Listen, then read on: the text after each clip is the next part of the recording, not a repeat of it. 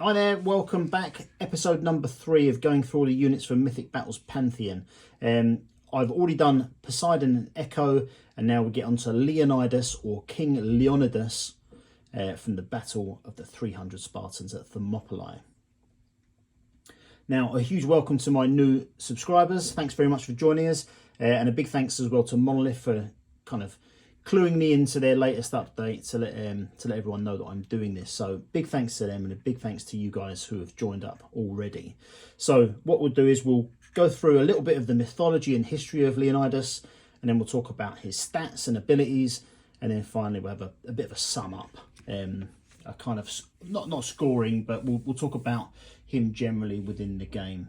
Now, in terms of the history, what they've got in the rulebook is actually a pretty good place to start for Léonidas. So I'm going to start with that and just read it out quickly. So Léonidas is the most famous Spartan king. Coming from a long line of rulers, he led the Greek troops at Thermopylae in a legendary battle against the might of the vast Persian army. Even though he was greatly outnumbered and the Delphic oracle had predicted his death in combat, he decided to fight this unwinnable battle rather than flee. The time that this noble sacrifice brought for the Greeks allowed them to join forces and eventually win the battles of Salamis and Plataea, preserving their independence. Ever since that battle, the courage of Léonidas and his 300 Spartans has been a legendary symbol of strength and self-sacrifice. And that's a pretty good intro to the guy. He's quite set apart. If you look through his history, and certainly the mythology aspect of it as well, he doesn't have a great deal of contact with other characters, particularly from the game.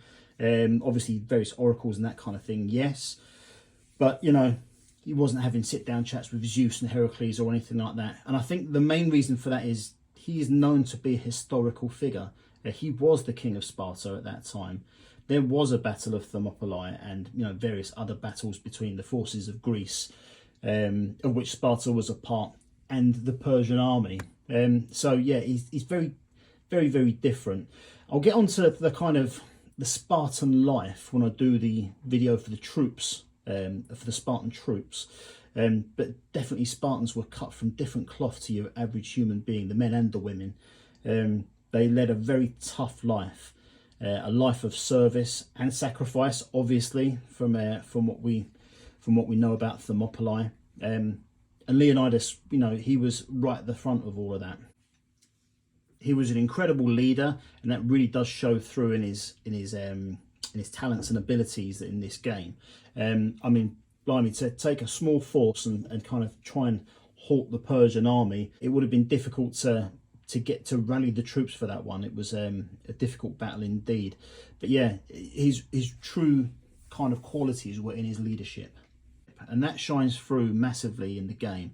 When we get onto his abilities, they are very good. His stats aren't that terrific to look at, but when you consider the abilities as well, it's really cool.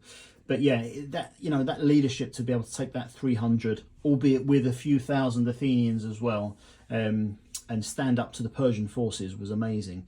Anyone who's seen the film, The 300, a lot of the kind of quips and quick wit that's used in that film, they were attributed to Léonidas and some of the Spartans. So things like, when the arrows blot out the sky, we will fight in the shade, and that kind of thing. Those were things that were attributed to Spartans at the time.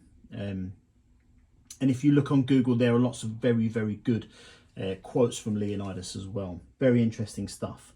So let's have a look into his stats. Now, you'd be forgiven for thinking that he doesn't look that awesome, really.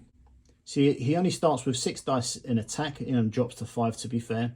He requires 7s to hit him initially. He's got a range of 1 at the start as well, which is obviously good. Movement of 1. So all of that looks, it doesn't appear to be all that great. However, he does give you 2 art of war cards. That's 3 recruitment points. 2 art of war cards, which is good, but it is in his abilities that he really shines. So the big thing for Léonidas is that if you're taking him, you should consider taking a good few troop units, because his abilities you know, that they are really important for that. So we'll start with Wall of Shields. If Léonidas is the target of an attack, you may change the target to a friendly unit of troops in his surroundings, regardless of its range or visibility. Wall of Shields cannot be used against retaliations or terrain effects. It is declared instead of guard. So as long as you've got troops in his surroundings, so that's the areas that are adjacent to the space that he is in, he can utilise them to take his wounds. So that's a very good one. But the other one, Born Leader. At the end of Léonidas' activation, you may choose a friendly unit of troops in his surroundings. If you do, that unit gains +1 offence and +1 defence until the end of the turn. In addition, treat the unit as if Léonidas has used leader to choose it. So for anyone who doesn't remember what leader is, the active player takes an activation card from their deck of a visible friendly troop unit in their surroundings and adds it to their hand. The unit whose card has been chosen may be activated immediately by discarding one of its activation cards without spending an Art of War card. So that allows you to do that, but it gives you +1 to offence and defence. So that is a very cool ability there. Sorry, I keep calling them abilities, they are powers. So his low level stats are made up for by the fact that you get 2 Art of War cards, and then if you're clever with the troop units that you use, you can use them to great effect. Really very cool. He also has Phalanx, so the unit gains +1 offence and +1 defence if a friendly troop unit is in the same area. So again, keep those troops close. He also has Bolster, so that is the same as Phalanx, except you give the +1 offence and defence to friendly units in your area. And he has Guard, so that is that you can, the unit becomes the target of an attack in the place of an allied unit in the same area. Guard cannot be used against the retaliation or against terrain effects.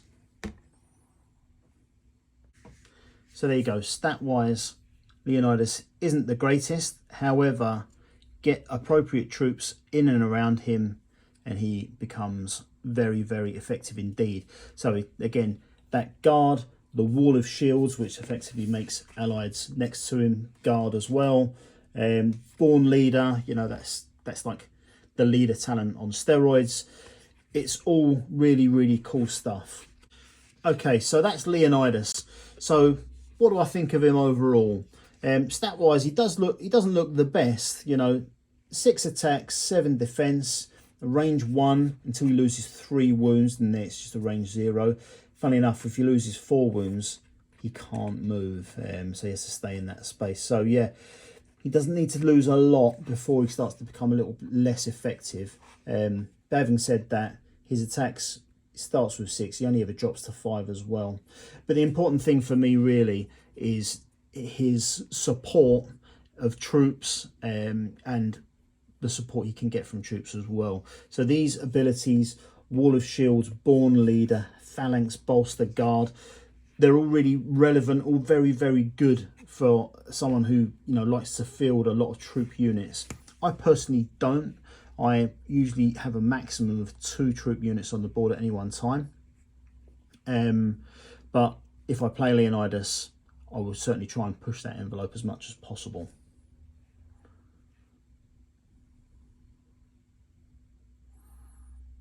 So for me, Léonidas is at the top end of tier 2 for me. Not tier 1, but yeah, if you like to flood the board with lots of troops and that kind of thing, he's well worth considering. You won't find anyone that can help the troops any more than that. But anyway, I'll leave it there. Thanks very much for watching, and I'll be back with another one of these in a day or 2.